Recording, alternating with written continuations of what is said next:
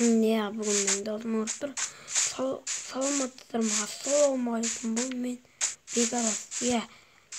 Сіздерге бір нәрсе айтайын. Бұл андай Наурыз құтты болсын. Мен Наурызды бұл видеоны салғаным, бұл 24 наурыз оқуым мүмкін, өйткені мен салмай жатырмын. Бүгін мен осындай күйік жасаған болатынмын.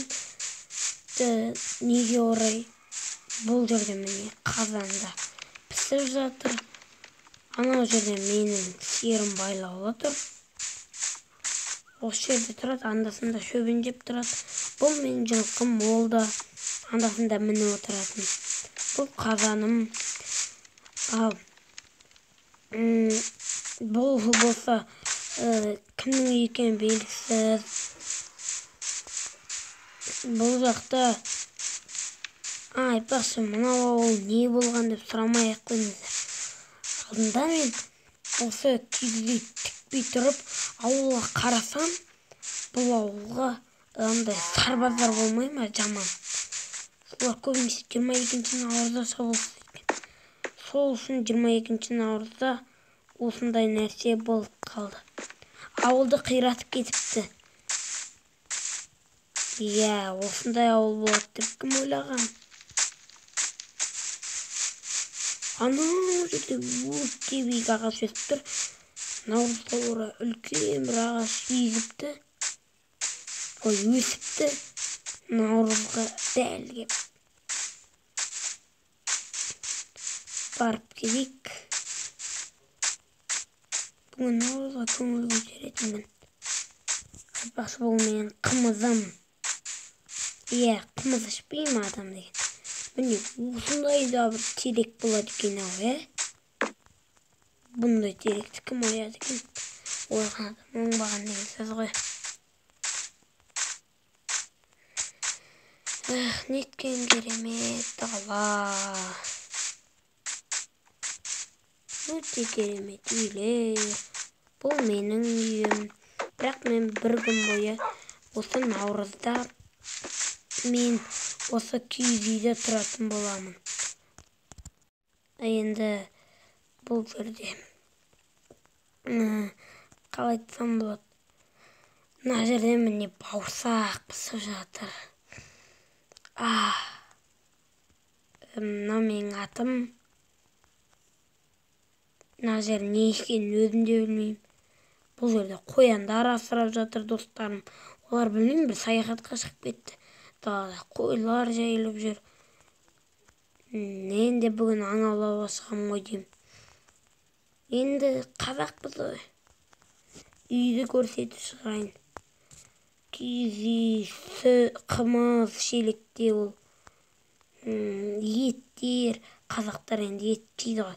Мына жерде мен қылыш жасадым. Ана жерге бір алмазды қылыш жасадым. Бұл менің төсегім, арасында жұмсақ. Бұл сандықтарым қазірше түкте жоқ. Міне садақтарым әлсіреп қалыпты. Қазір мен оларды наковальнямен жөндеймін. Ал мықтылатайық. Оғым бар. Бәрі бар. Стрела. Менде бәрі дайын. Бүгін енді біз аң аулауға шығамыз. Тамақ жұрт азайып келе жатыр. Қазір өзімен бірге қылыш алуды ұмытып кетіппін. Үлкен аңдарды аулаймын мен.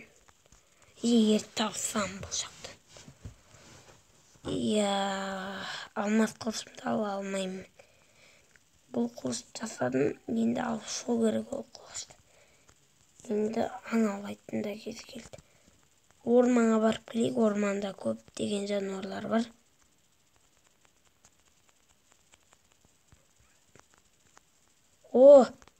Жабай тауық. Ауладық. Шошқа ауламаймын, харам олар. Қазақтар ешқашан да шошқа жемейді. Шала қазақ болсын да жемейді. Бұл жерде қойлар жүр. Атып алу керек. Дәл тиген жоқ. Мә саған басына қададым. Мә саған тағы да басына. Жүндері мен еттерін аулап алайық.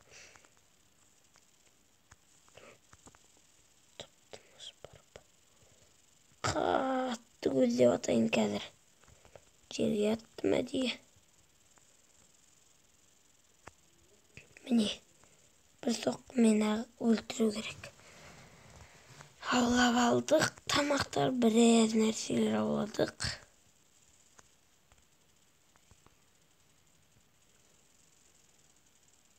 Аңға шығу деген тамаша нәрсе ғой. Қасқыр бір нәрсе бар ма екен?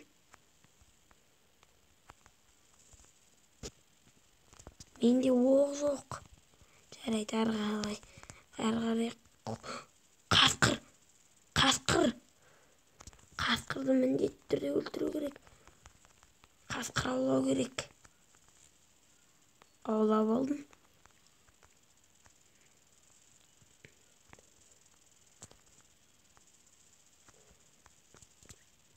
Бұл жерде жидектер де өсіп тұр екен.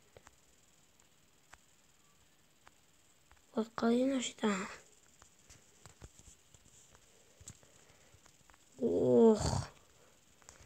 Тәтті жидектер.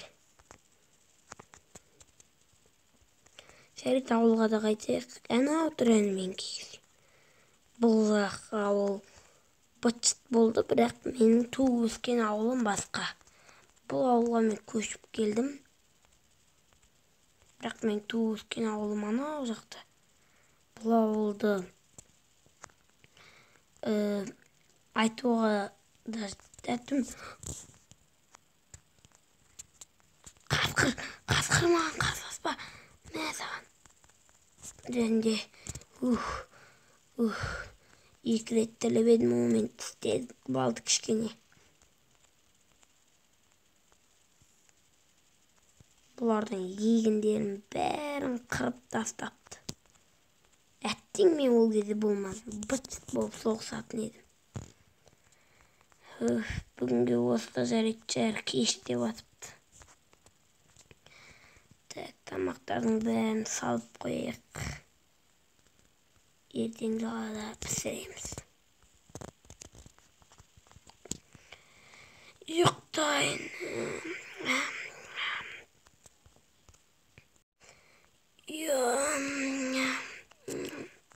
Бүгін жақсы ұйықтадым. Тамақтардың тауық еті бар. Барлық еттерді алдым. Терілер де бар. Олардан киім жасадық. Қазір біз етімізді пісірейік. Міне бәрін салып қойдық шет. Ай. Кішкене аяғым күйіп кетті менің. Аяғым күйіп кетті ғой. Мәссаған. Қымыз. Қымыз ішкенге не жетті. Бір мықтыланып қалдым ғой.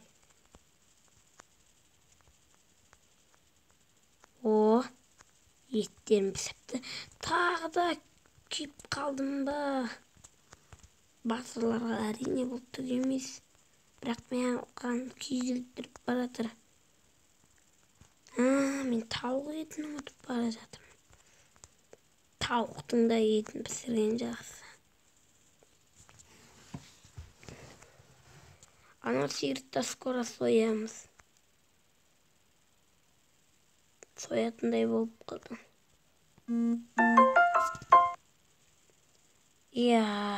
Етімнің пісуіне біраз уақыт кетеді.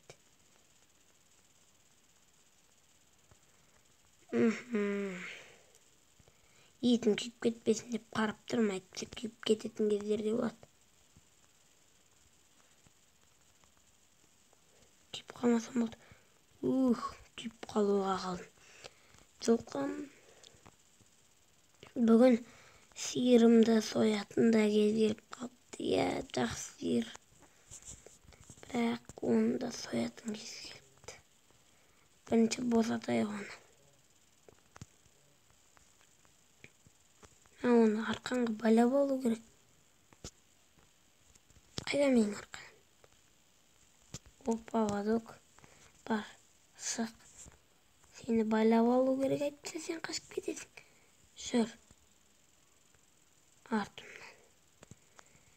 Ренжіме, мен сені өлтіру керек. Ренжіме. Міне сойып тастадық оны. Иә, өкінішті, жақсы сиыр еді. Оның енді етін пісіреміз. Енді ол шөбін бәрін жеп жақсы сиыр еді. Басқа сиырларды асырып алайын десем, ол жақтағы сиырларды аңға керек. Бордақ қастаған мен алдындағыны. Бауырсақ қалай болып жатыр? Міне астында от жағып қойдық, тіпті бауырсақтың иісі мүңкіп тұр. Міне бәрі пісті. Болды. Етімізді дастарханда әрине еттер тұр. Міне еттерді салып қойайық. Ойбай, қауырсын салып қойған, міне қалай кетті.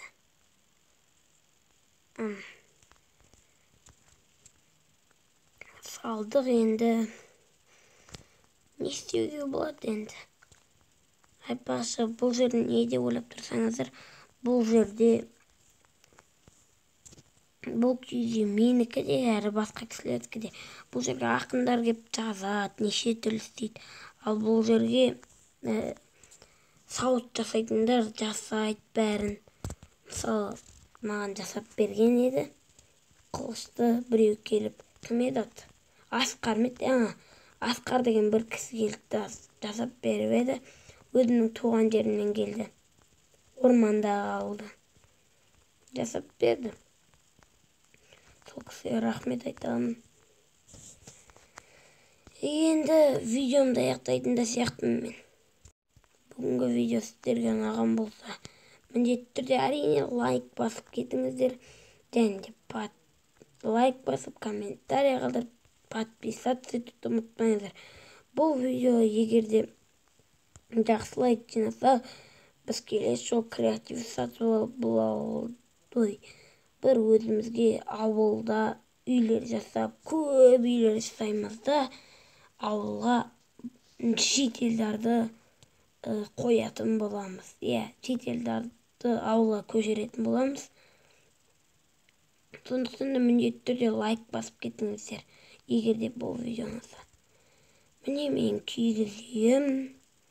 Ана жерде бір үй дайын, енді әрі қарай үлкен үйлер жасаймыз. Міне кішкене ауылдың көлдеріне баратын боламыз, келесі жолда тіпті. Сондықтан да келесі жолғы видеоны күтіңіздер. Наурыз әлі де бар, қорықпаңыздар. Ал жарайды. Сау болыңыздар, достар.